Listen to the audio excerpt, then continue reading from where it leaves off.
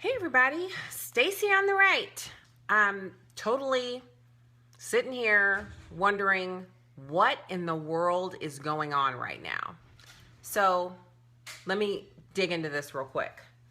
Apparently came out today that the U.S. owes black people reparations for a history of racial terrorism. Now remember, the UN represents nation states that still have slavery within their borders, but don't let me get too deep in the weeds of the problems they have in their own house before they start talking about Americans. The article is on thewashingtonpost.com, and it says a recent report by a UN-affiliated group based in Geneva has come to the conclusion, as a part of a study by the United Nations Working Group of Experts on People of African Descent. Now, never mind that people of African descent live all over the world. There are French Africans, there are German Africans, people from Africa or the continent of Africa, because it's not a country. They live everywhere. They live all over the globe. They're in Alaska, they're in the North Pole, they're in Iceland, they're everywhere. They may not be in huge numbers, but they're there. So everywhere you're going to find black people, you may find some history of oppression, but again, don't let me get off into the weeds with facts and everything. So they are, and I'm quoting this article, it says, in particular, the legacy of colonial history, enslavement, racial subordination, segregation, racial terrorism, and racial inequality in the United States remains a serious challenge. Now, I had someone message me twice today on my Facebook page and say that this is something that's been in the works for a long time. Well, I remember. Do you remember when Mike Brown was shot 2 years ago here in St. Louis? The next year, the mom of Mike Brown, her and her current husband went to the UN and they testified about the difficulties of race in America. And at that point, I thought to myself, what foolishness is this? What business do they have going to the UN and talking anything bad about America? Well, this is what it was. And mind you, understand how these cogs fit together. This is George Soros, and he's using the UN to try to enact something here in the United States, and it's not for our benefit. Once again, black people are being used as pawns to further the goals of someone who could care less about them. There's a reason why he put, that my daughter's coming in here with a whole bunch of music. There's a reason why George Soros poured $33 million into Ferguson and all of that unrest. He didn't rebuild Ferguson. He poured money into Ferguson to try to foment unrest, and it worked. And there's a reason why this UN working group was formed. There's a reason why all of this is going on. This election is not going according to plan. Most Americans, according to polling that's out today, believe Hillary Clinton's going to win the race, but most Americans don't plan on voting for her. Now, the sentiment this far out from the race usually predicts the end of the race. So whoever Americans feel will win actually wins, as opposed to whoever Americans are planning on voting for. So the enthusiasm gap that we've been talking about for the Democrats, it is there. They don't have as much enthusiasm, but everyone feels as if everything's rigged and Hillary's going to win, or somehow Trump's going to lose as opposed to her winning.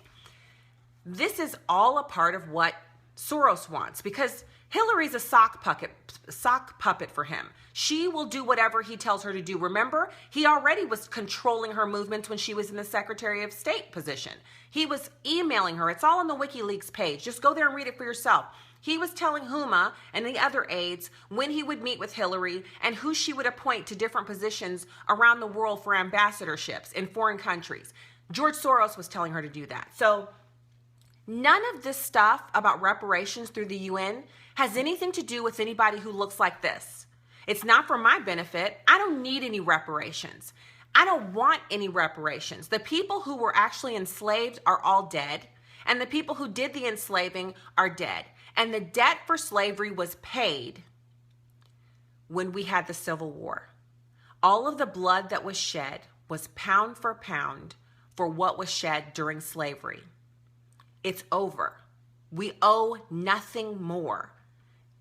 Whites don't owe us anything, and we as black people don't owe anything. We're not owed anything. That is all paid. So, and I don't care if you're a Christian or not, that's how it works. The debt has been paid. Now, slavery was an abomination, and I absolutely, I'm not for it, But what the United Nations should be doing is focusing on the 30 million people, 26 to 30 million people, most of them black, are enslaved in Arab nations around the world in the Middle East. They're enslaved right now. They're owned as property now. They're sex slaves now. Those are the people who the UN should be focused on, not well-fed, well taken care of, well-treated, privileged Americans. The poorest American lives better than 80% of the people on this planet. So this is not about us. People who believe they're owed reparations, you're getting pimped. You're getting played. You're getting used. The same things you like to say about black conservatives, that's actually you. You're projecting.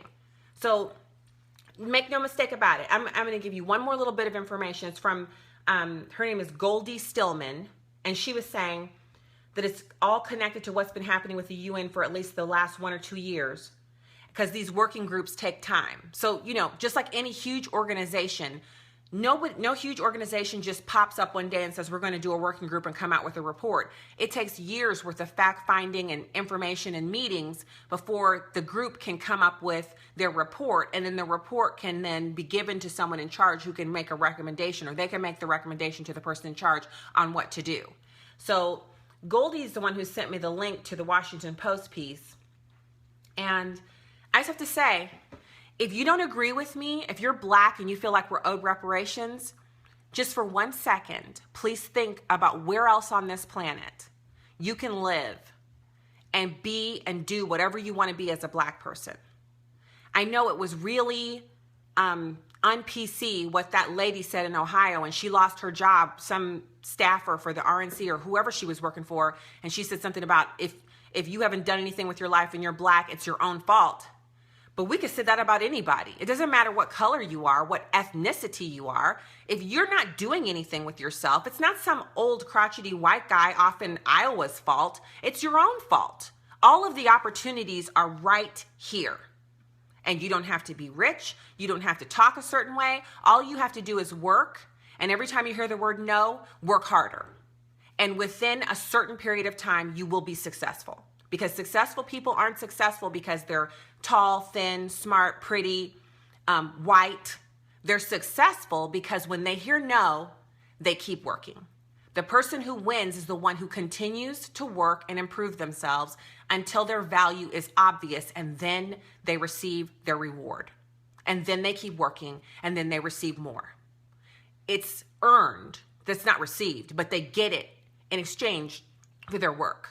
So if you make yourself valuable, you will get anything that you set your mind to.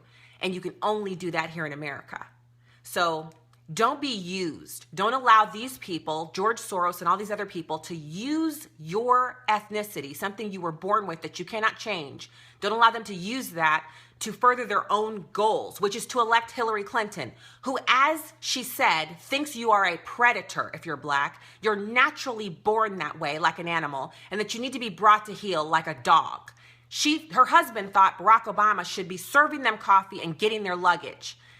Joe Biden said Obama has no dialect, no noticeable dialect, and that his hands were clean.